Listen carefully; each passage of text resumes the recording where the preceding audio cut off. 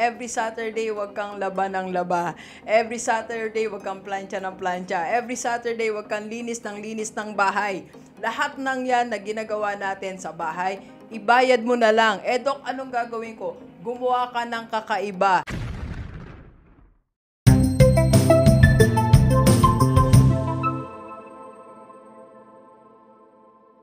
Okay, so Gilivers, mag-part 3 tayo. Mga bawal gawin ng edad 50. Maraming po salamat sa lahat ng mga nanood. Ngayon, dagdagan natin, okay?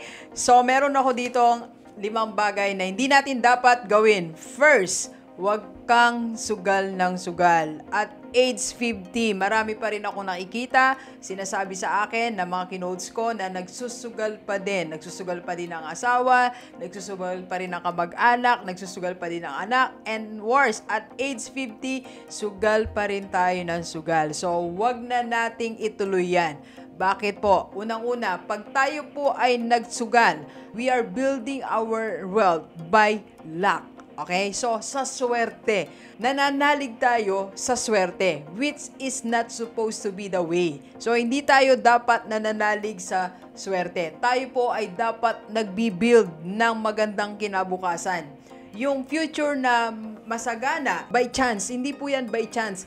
Talagang pinagtatrabahuan mo yan. So, itigil na natin ang sugal ng sugal. Nauubos ang pera mo, nauubos pati ipon mo, pati property mo. Kung kailan tayo nagkaroon ng edad, doon tayo nalulong sa sugal. Okay, itigil na natin yan. Pangalawa, kakambal ng sugal, bisyo. Huwag tayong bisyo ng bisyo. Maraming iba't ibang mukha ng bisyo. So, pwede po yan alak, kung ano-ano ang mga bisyo na ikinabit natin sa sarili natin. At ang nakapagtataka nga po, kung kailan tayo, again, tumanda, dun tayo nagkabisyo. So, bakit hindi dapat? Unang-una, ang first and foremost reason, yung health natin. 50 ka na, baka akala mo, bata ka pa rin, di ba?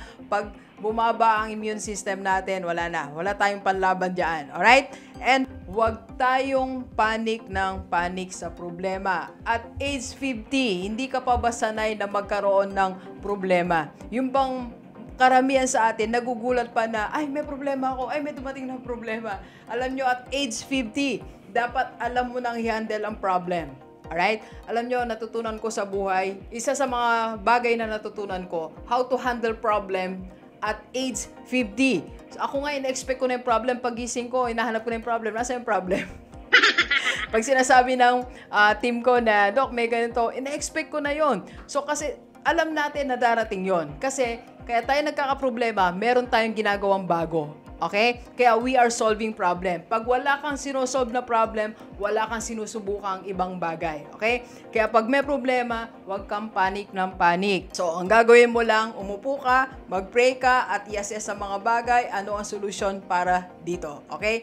Ano ang tamang solusyon? Kasi pag nagpanik ka, dinodoble mo lang ang problema mo. Okay? And third, na hindi natin dapat gawin sa edad 50, huwag kang gawa ng gawaing bahay. Dapat makagraduate ka din. Every Saturday, huwag kang laba ng laba. Every Saturday, huwag kang plancha ng plancha. Every Saturday, huwag kang linis ng bahay. Lahat ng yan na ginagawa natin sa bahay, ibayad mo na lang. Dok, anong gagawin ko? Gumawa ka ng kakaiba. Sabi ko nga like sinasabi, you have to build something. Subukan mo yung ibang bagay. Magpunta ka sa sale. Subukan mo magbenta every Saturday. Subukan mong mag-vlog every Saturday. Subukan mong magsulat every Saturday. Dapat nakagraduate ka na din sa paglalaba. Mula nung bata tayo, naglaba ka na naglaba. PhD ka na sa paglalaba. Naalala ko nung bata po ako.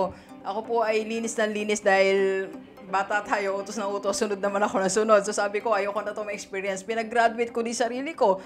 So, pag-graduatein mo yung sarili mo sa mga gawaing bahay, hindi ka dyan dapat maging expert. Dapat maging expert tayo how to make money.